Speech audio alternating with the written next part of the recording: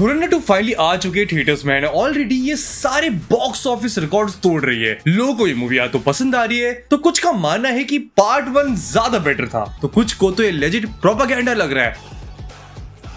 और फिर एक मैं हूं जिसने ये मूवी फिर से देखी और उसे कुछ पीक डिटेलिंग दिखी बाय आदित्य धर। तो मैं योगी आज बात करूंगा about the 30 Easter eggs, real life references and all the peak details you missed in धुरंधर 2। अब एक डिस्क्लेमर, ये movie at the end of the day fiction है, जहां कुछ रियल लाइफ इवेंट्स को इसमें डाले गए हैं, तो प्लीज इसे मूवी जैसा ही लेना। एंड आगे वीडियो में स्पॉयलर्स होने वाले हैं, तो अगर तुमने धुरंधर 2 नहीं देखी है तो प्लीज धुरंधर 2 देखने के बाद ये वीडियो वापस आके जरूर देखना और YBB फिल्मी को सब्सक्राइब जरूर करना।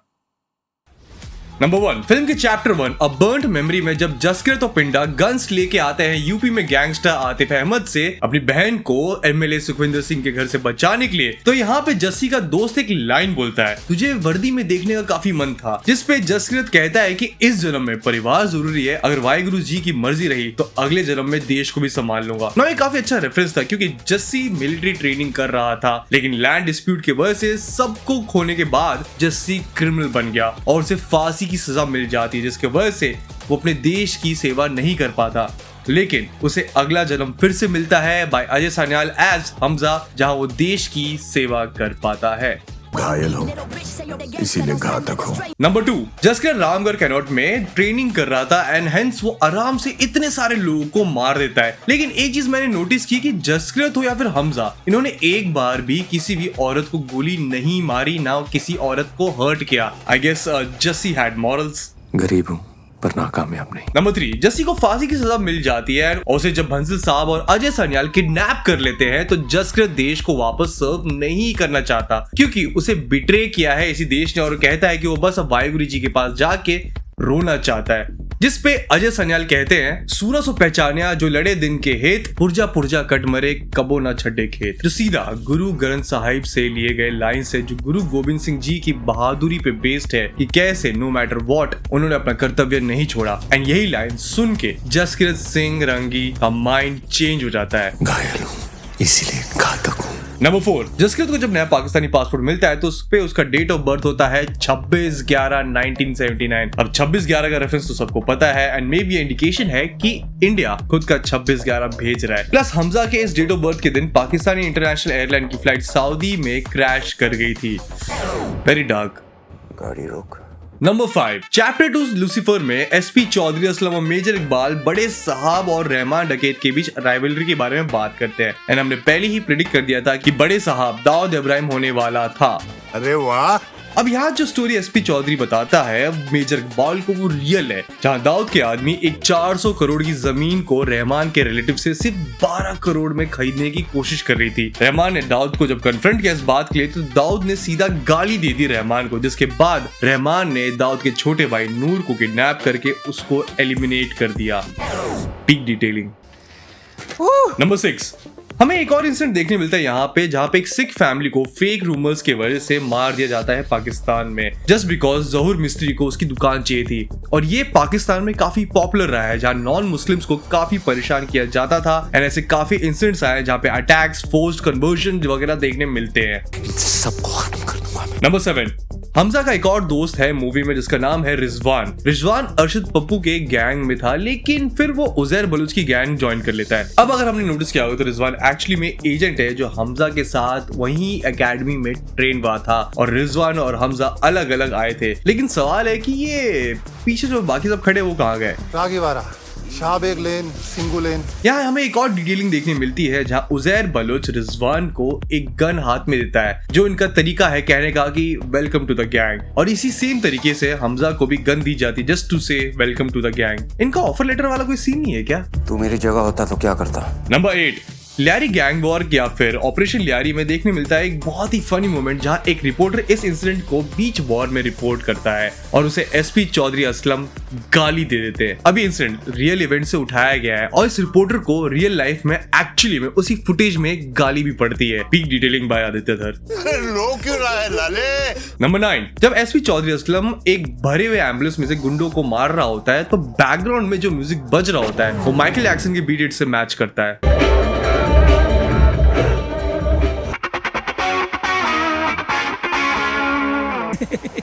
नंबर 10, उजैर बलोच जब पाकिस्तान छोड़ के दुबई भाग जाता है तो दुबई लैंड होते ही अरेस्ट हो जाता है और ये रियल लाइफ इंसिडेंट पे बेस्ड है। 2014 के दिसंबर में उजैर दुबई भाग गया था under the fake name Abdul गानी, जहां वहां की इंटरपोल ने उसे अरेस्ट करके 2016 में वापस पाकिस्तान भेज दिया था। 2017 में उजैर को पाकिस्तानी मिलिट्री ने अपनी कस्टडी में ले लिया था। उस पर आरोप लगाया था फॉरेन इंटेलिजेंस को सेंसिटिव सिक्योरिटी सीक्रेट्स लीक करने के लिए। इन शॉर्ट उस पर आरोप लगा था कि वो स्पाइस के लिए काम कर रहा था।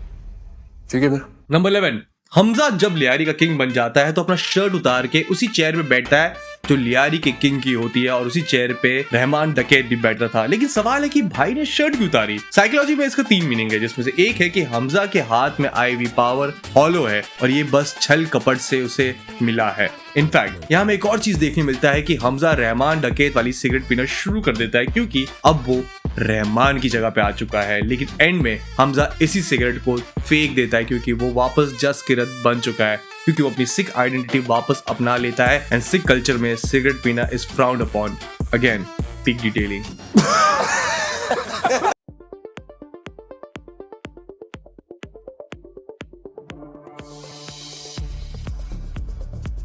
अब इस सीन में काफी कंफ्यूजन होता है कि अगर इस लड़के को एसपी चौधरी असलम ने कोचिंग के बाद मार दिया तो ये वापस उसे रिवेंज कैसे लेता है। बट इन रियलिटी इस सीन में एक्चुअली में 2 लड़के देखने मिलते हैं, जिसमें से एक की डेथ हो जाती है बाय चौधरी असलम और दूसरा होता है जो एवेंज करता है उसके। जहाँ in reality SP Chaudhary Aslam एक बॉम्ब ब्लास्ट में मारा गया था बाय द तालिबान इन 2014। बताइए क्या खिदमत कर सकता हूँ। Number 13, chapter 3 ghost of past में हमें देखने मिलता है कि मेजर इकबाल की बेटी को डाउन सिंड्रोम है। अब इसका रीजन ये है कि जब एक extra copy of chromosome 21 form हो जाता है तो इससे डाउन सिंड्रोम होता है। अब काफी लोगों का पॉइंट आउट करना है कि ये इसलिए है due to marriage between cousins, जो काफी कॉमन है उस रीजन में। एंड ये मूवी इसी बात को पॉइंट आउट करती है जब जमील साहब कहते हैं कि वो यलीना की शादी फिक्स कर चुके थे उसके कजन के साथ। तो देयर इज अ पॉसिबिलिटी कि यहाँ भी वही रीजन है। सियाना हो गया मेरा बच्चा। नंबर 14, जब हमजा शेरो बलूच बन जाता है तो खालिद का डीडी सॉन्ग बजता है जो रिमिक्स्ड है फॉर धुरंधर। अब ये सॉन्ग मैंने बाय द वे पहले भी सुना था, जानते हो कहाँ? नंबर 15, दाऊद इब्राहिम के घर का एड्रेस होता है व्हाइट हाउस 13 क्लिंटन। अब काफी लोगों को लगा हो कि ये व्हाइट हाउस को मॉक करने के लिए, लेकिन what if I tell you ये एक्चुअली में दाऊद इब्राहिम का एड्रेस है। तो पाकिस्तान में दाऊद के काफी सारे प्रॉपर्टीज में से एक है। पीक डिटेलिंग बाय आदित्य धर। नंबर 16, आदित्य धर ने दिखाया है कि दाऊद इब्राहिम बहुत ही बुरी तरह से बीमार है एंड इसके पीछे हमें अब पता चल गया है कि बाय द वे कौन है। लेकिन रियल लाइफ ऐसे मल्टीपल न्यूज आए थे जहां दाऊद इब्राहिम की हेल्थ खराब हो चुकी थी, या उसे हार्ट अटैक आया था, या फिर गैंग्री ऑफ लिम्स हो चुका है। अब इन न्यूज को काफी बार रिजेक्ट कर दिया गया है, लेकिन आदित्य धर अपने रिसर्च में कभी भी कमी नहीं छोड़ते। So you never know, white house 13 Clinton में ये इंसान एक्चुअली में बीमार पड़ा हो। इस मुल्क में ना किसी को सही हुनर की कदर ही नहीं है। बस एक और डिटेल है कि दानिश इकबाल जो दाऊद इब्राहिम प्ले करते हैं उनका ये रोल पिछले पार्ट में ही लीक हो चुका था, जहाँ क्रेडिट में उन्हें एस इब्राहिम क्रेडिट दिया गया था, लेकिन IMDb पे ये इनका रोल काफी पहले ही एक्सपोज हो चुका था। नंबर 17, दाऊद इब्राहिम जब टीवी पे राम मंदिर वर्डिक्ट देखता है तो उसकी ज्यादा ही जल जाती है। और जिसे नहीं पता तो बाबरी मस्जिद के गिरने के बाद सारे देश में कम्युनल राइट्स हुए थे और दाऊद इब्राहिम ने 93 ब्लास्ट भी करवाया था इस कम्युनल राइट्स का बदला लेने के लिए, जिसके बाद वो भाग गया। लेकिन फिर जब फेवर राम जन्मभूमि के फेवर में आई तो दाऊद इब्राहिम को हार्ट अटैक ही आ गया। नंबर 18, जब इंडिया से जस्सी का दोस्त पिंडा आता है तो वो तुरंत समझ जाता है कि सामने वाला हमजा एक्चुअली में जस्सी है, जहां वो हमजा को देखते ही स्माइल करता है हैंडशेक करते हुए। फिर दूसरी बार हमें ये बात कंफर्म होती है जब वो हमजा से कहता है कि वो भाइयों के साथ देसी स्टाइल में पार्टी करना चाहता है, क्योंकि वो हमजा को कन्फ्रंट करना चाहता था। इसलिए वो हमजा के हाउस पार्टी में बाथरूम जाने के लिए उसे साथ में ले जाता है। पिंडा नशेड़ी था लेकिन स्मार्ट तो था। हमारा भी वक्त आएगा। नंबर 19, पिंडा क्या रियल लाइफ कैरेक्टर पे बेस्ड है? पहले ऐसा सिमिलर कैरेक्टर हमें देखने मिलता है हरविंदर सिंह सांधू एके रिंडा, जो एक खालिस्तानी टेररिस्ट था जस्ट लाइक पिंडा, जो आजाद पंजाब की बात करता है। Rinda cross border drugs smuggling और वेपन स्मगलिंग में इन्वॉल्व था एंड मोस्ट वांटेड लिस्ट में था। और 2022 में लाहौर के हॉस्पिटल में रिंडा की मौत हो जाती है ड्यू टू ओवरडोज। वहीं दूसरी तरफ दविंदर भिंबाल गैंग ने क्लेम किया था कि उन्होंने उसे गोली मार दी थी पाकिस्तान में। डिटेलिंग ऑल्सो पिंडा और हमजा के बीच जब लड़ाई होती है तो एक शॉट में कैमरा मैन भी दिख गया। वीक डिटेलिंग बाय आदित्य धर। नंबर 20, यामी गौतम इस मूवी में कैमियो देती है एज शाजिया बन्नो, जो रेफरेंस है उनकी फिल्म हक का, जहां उनका रोल है of Shazia Banno aka Shah Banno. Plus Yami Gautam को भी पार्ट 1 में क्रेडिट मिल गया था एज नर्स, लेकिन उनके नाम के इनिशियल्स को यूज किया गया था एज YG क्रेडिट में। Thank you. नंबर 21, आलम की डेथ के बाद हमजा वही चाय पीता है जो उसे नमक के वजह से कभी अच्छी नहीं लगी थी। जहां हमें हमजा की बैक स्टोरी तो पता है, लेकिन आलम कहता है कि वो फिर कभी अपनी बैक स्टोरी बताएगा, और हमें बस इतना ही पता चल पाता है कि वो बस एक क्रिमिनल था, जहां वो बरेली में एक पॉकेट मार होता था और उन्हें भी रिक्रूट किया गया था इस प्रोग्राम में, शोइंग कि अननोन मैन को क्रेडिट कभी नहीं मिलता। वैसे भी आपको सब लोग प्लेयर कहते हैं। नहीं यार। नंबर 22, जब हमजा को उरी सर्जिकल स्ट्राइक के बाद फ्री हैंड मिलता है तो लाइन से अननोन मैन के थ्रू सारे टेररिस्ट को एलिमिनेट कर देता है, या किसी को हॉस्पिटल में तो किसी को घर के बाहर एलिमिनेट कर दिया गया। अब आदित्य धर ने पीक डिटेलिंग में इन डेथ्स की वजह को दिखाया जैसे वो डेथ्स एक्चुअल रियल लाइफ में हुई थी। जहाँ डीमोनेटाइजेशन के 1 महीने बाद जावेद खनानी बिल्डिंग से गिर के मर गया था, बुटोवी की मौत हॉस्पिटल में हुई थी, and what not. Peak detailing सबको खत्म कर दूंगा मैं। नंबर 23, मिर्जा इकबाल का बाप जो उसे बहुत ज्यादा प्यार करता है लॉल, उसके पास 2 तोते होते हैं जो सिंबलाइज करता है the living person and the spirit. लेकिन ब्रिगेडियर जहांगीर को जैसे ही इकबाल मार देता है, बस एक पैरेट बचता है वहां। It means a soul living the body. अब यहाँ पे 2 मीनिंग हो सकते हैं कि जहांगीर की बॉडी से सोल गया, या मेजर इकबाल को हमजा के बारे में पता चलते ही उसकी रियलिटी मैसअप हो चुकी है, जिसके बाद वो सोललेस हो चुका है एंड इसलिए वो अपने ही बाप को मार देता है। नंबर 24, चैप्टर 6 रिवेंज में जब हमजा मेजर इकबाल को मारने वाला होता है तो मेजर इकबाल कहता है कि वो हिंदुस्तान के लोगों से कलमा पढ़वाएगा। ये रेफरेंस है पहलगाम अटैक का, जहाँ कुछ टेररिस्ट ने इंडिया में घुस के हिंदूस को ढूंढ के उनसे कलमा पढ़वाया और उन्हें मार दिया था।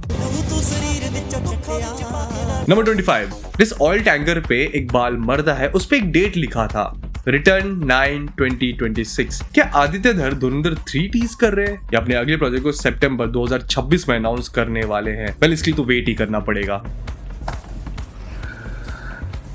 नंबर 26, जब अजय सान्याल ISI ऑफिसर हसन को कॉल करते हैं हमजा को छोड़ देने के लिए, तो वो कॉल की शुरुआत अस्सलाम वालेकुम से करते हैं, जहां अपर हैंड हसन के पास था। लेकिन हसन को ब्लैकमेल करने के बाद अजय सान्याल के पास हाई ग्राउंड आ जाता है और वो ये कॉल एंड करते हैं विद नमस्कार। पीक डिटेलिंग, क्योंकि हो गया ना सब।